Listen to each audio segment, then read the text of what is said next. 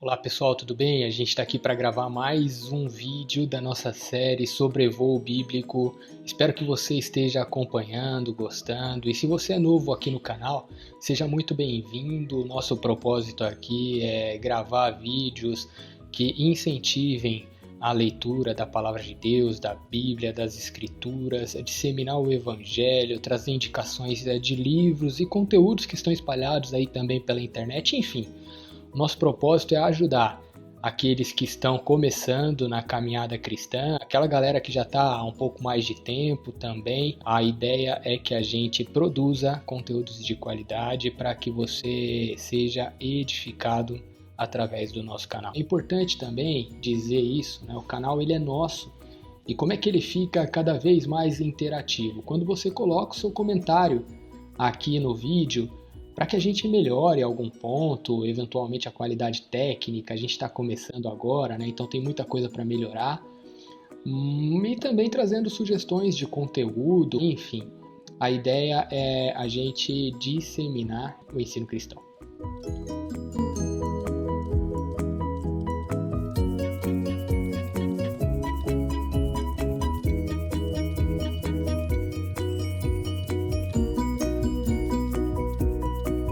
Bom, vamos lá. A gente terminou o vídeo anterior falando a respeito de um contexto amplo da situação do povo de Israel. No início ali do livro de Gênesis, a gente fez um panorama, a gente deu uma visão mais genérica, a gente até trouxe a palavra principal a respeito do livro de Êxodo, aquelas considerações iniciais, falamos a respeito do autor, apontamos para Moisés, traçamos um pouquinho o paralelo de como isso tem aplicação, né? Essa história da libertação do povo de Israel em relação aos egípcios, com a nossa aplicação prática. E agora chegou o momento da gente passar mais especificamente, a gente falar de uma espécie de sinopse do livro para te ajudar. Enquanto você estiver fazendo a leitura, eu reforço aqui que o nosso propósito na gravação desses vídeos é que quando você for fazer a leitura específica, mais detida do livro do Êxodo, você não encontre tantas dificuldades para entender o contexto da narrativa que está ali naquele livro. Esse é o propósito dessa série, auxiliar aí na caminhada, na leitura, no entendimento da revelação especial de Deus dentro do seu plano redentivo, né? Deus ele fez as escrituras, ele proporcionou que esse livro chegasse até nós, principalmente para que a gente conhecesse o seu propósito de redenção em relação à humanidade. Por isso que é sempre natural você ter algum tipo messiânico, algum trecho dos vários livros, inclusive do Antigo Testamento, que apontam para a pessoa de Jesus Cristo e para todo o movimento redentivo da parte dele em relação à humanidade. Bom, feitas essas considerações, eu quero dizer para você que o livro de Êxodo ele pode ser dividido em 4 grandes partes, que são o período de opressão dos egípcios em relação ao povo de Israel. Isso está descrito logo nos capítulos iniciais. Depois a gente tem o período da libertação como sendo essa segunda grande parte. A terceira divisão a respeito do livro do Êxodo fica por conta de um período que a gente vai chamar de período da disciplina. E a quarta parte é a parte que a gente vai chamar de período da legislação e da organização do povo de Israel. Pois bem, nessa primeira parte que a gente está chamando de período do cativeiro, que vai ali basicamente do capítulo 1 até o capítulo 2 de Êxodo, a gente percebe uma opressão por parte dos egípcios muito forte. Resgatando um pouquinho daquilo que a gente comentou no vídeo anterior, depois da morte de José, os egípcios eles perderam toda a lembrança e a afeição que tinham pelo povo hebreu, pelo povo de Israel. Isso fez com que restasse, para efeito de proveito para os egípcios, apenas a força de trabalho. E, consequentemente, o povo foi escravizado. Então foi um período muito complicado na história de Israel, em que a mão de obra, né, o trabalho, a força, a capacidade produtiva do povo foi toda usada e explorada pelos egípcios, que era o maior império daquela época. E aí, nesses 2 primeiros capítulos, a gente tem, né, o nascimento de Moisés, tem toda aquela história a respeito do nascimento de Moisés, como que ele é colocado na cesta ali no rio Nilo, como que o pessoal do palácio o recebe e como ele já começa a receber nos primeiros anos uma educação de extrema qualidade, de primeira linha dentro ali do Império Egípcio. Ele vai então ali para o palácio, né, do faraó e recebe toda essa educação.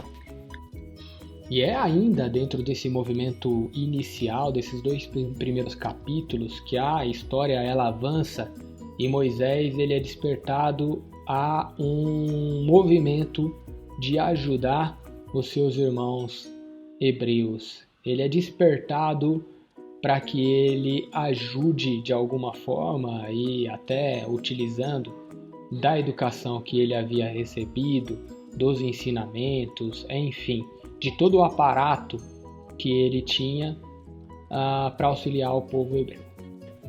Pois bem, esse período aí, essa segunda faixa que a gente está chamando de período de libertação, ela vai do capítulo 3 até o capítulo 12 de Êxodo e a gente tem 2 marcas importantes aí. No capítulo 3 de Êxodo é aquela história em que Deus se revela a Moisés e faz o chamado através da sarça ardente. Isso é muito interessante porque a gente está falando aqui de livros da Bíblia que é uma forma de Deus se revelar às pessoas de forma especial. A gente chama a Bíblia, a gente conhece a Bíblia como sendo a revelação especial de Deus. Mas existem outros tipos de revelação e Deus se mostra a toda a humanidade por diversos meios, né? E um dos meios que Deus utiliza, e ao longo da Bíblia você vai perceber isso, é aquilo que os doutrinadores vão chamar de teofania, como que aconteceu com Moisés ali na sarça ardente. O que acontece na teofania? É uma revelação visível do Deus que é invisível. Então, no caso de Moisés, Deus aparece no meio da sarça e fala com ele. No caso de Jó, por exemplo, tem um momento ali em que Jó ele está questionando as ações de Deus em relação a ele, e Deus aparece para Jó no meio de um redemoinho de vento, outra teofania. Então, esse conceito é importante, é só um parênteses que eu estou fazendo aqui, mas para a gente entender como é que Deus se revela através da natureza, tem a revelação geral de Deus. Por exemplo, quando você olha o nascer e o pôr do sol todos os dias, isso não acontece só para o povo que foi escolhido de Deus e recebe a revelação especial, não. Todo ser humano acessa e não tem desculpa em relação ao conhecimento de Deus por conta da sua revelação geral. É só você sair por aí e olhar um pouquinho as belezas naturais que você percebe a mão criadora de Deus e o poder da pessoa que criou todas essas coisas. Então não tem desculpa, para falar, eu não conheço Deus. Não, tem a revelação geral que a gente está estudando aqui agora através dos livros, é a revelação especial que foca principalmente no caráter redentivo da obra de Deus. Se você for resgatar aí na memória, a gente viu que o livro de Gênesis, o Moisés, ele fica muito pouco tempo falando a respeito da criação propriamente dita, e ele já parte para a empreitada de contar a história do povo que foi escolhido por Deus, que começa ali em Abraão, enfim, a história se desenrola. E essa segunda faixa, voltando aqui para o nosso estudo de Êxodo, ela termina no capítulo 12, que é o capítulo que vai tratar a Páscoa. No meio do caminho aí tem muita coisa, Moisés ele tem aquelas conversas com o faraó para que o faraó liberte o povo de Israel. O faraó fica muito resistente, Deus envia aquelas 10 pragas e a última praga, que é a morte dos primogênitos, tem o simbolismo inicial ali de passagem, O anjo da morte ele passaria ali pelo Egito e as casas que não tivessem pintado os umbrais das portas com o sangue de um animal limpo, puro, eles teriam ceifados as vidas dos seus primogênitos. E a partir daí há um convencimento momentâneo do faraó que deixa o povo de Israel partir.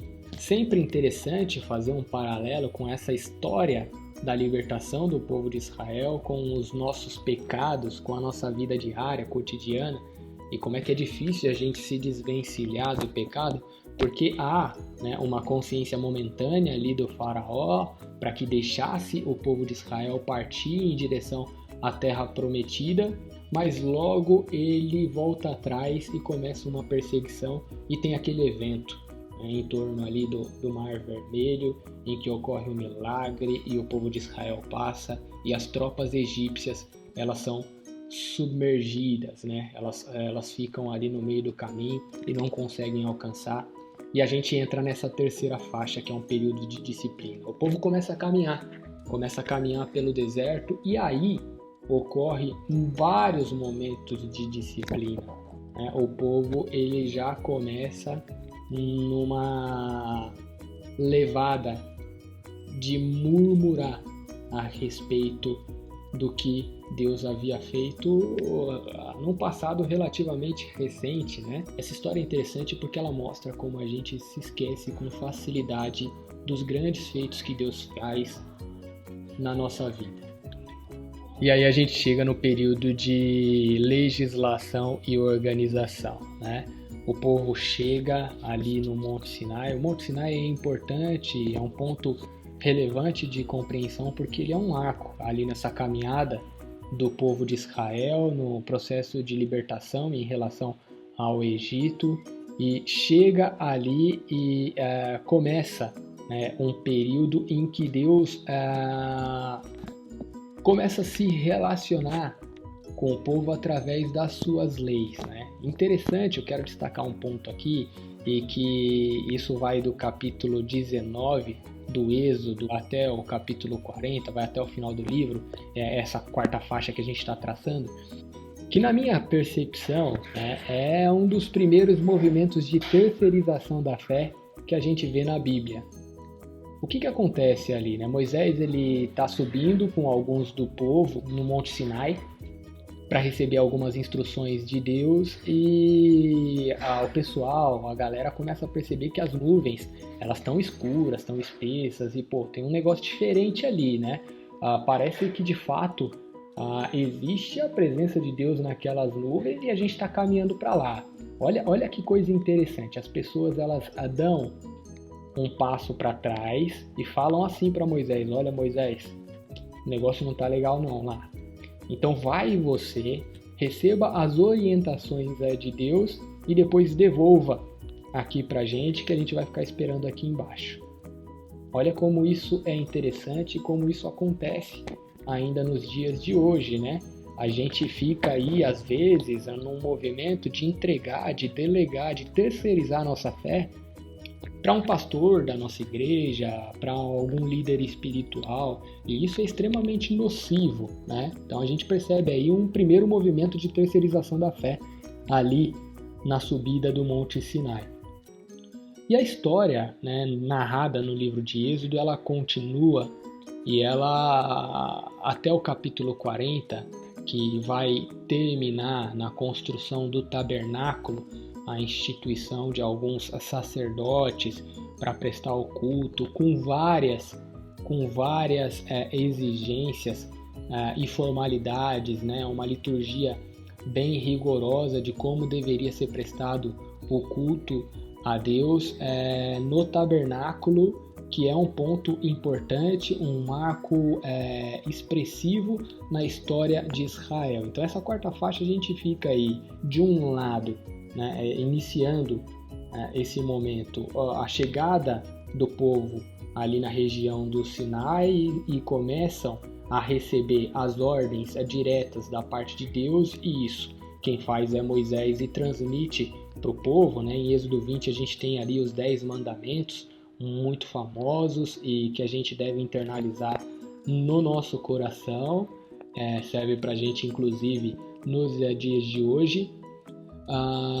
E um processo de estrutura legislativa e uma organização do próprio povo em si. Então a gente termina o livro do Êxodo com essa ideia, né, de que o povo já havia sido liberto do Egito, está ainda num processo de caminhada em sentido à Terra Prometida. Muita coisa ainda vai acontecer até que se chegue lá em Canaã, a Terra Prometida, mas já há uma organização inicial. Só um paralelo aqui, né? Há quem diga que Moisés utilizou algo dos babilônios antigos, que foi o Código de Hammurabi, para fazer a confecção dos 10 mandamentos. Essa é uma especulação, é só um elemento aqui a mais para efeito do nosso estudo, mas vale como curiosidade. O fato é que a gente entende que Moisés subiu lá no Monte Sinai e recebeu a lei de Deus e transmitiu para o povo. Bom, a gente fica aqui, a nossa sinopse, e a gente volta para falar de uns tipos específicos, algumas correlações importantes que acontecem no livro do Êxodo e que tem aplicação prática para a nossa vida hoje. Eu espero você no próximo vídeo, espero que você esteja acompanhando, gostando, e coloque aqui seus comentários para que a gente sempre melhore a qualidade no conteúdo, nos vídeos, enfim. Como eu disse para vocês, esse canal é nosso e fica cada vez mais nosso com a sua participação. Fiquem com Deus e que Ele nos abençoe. Tia T, a gente está caminhando aqui e eu quero te mandar um abraço bem apertado e um beijo, e que a senhora aproveite essa leitura bíblica e que ela seja edificante e transformadora na sua vida. Fiquem com Deus e até o próximo vídeo.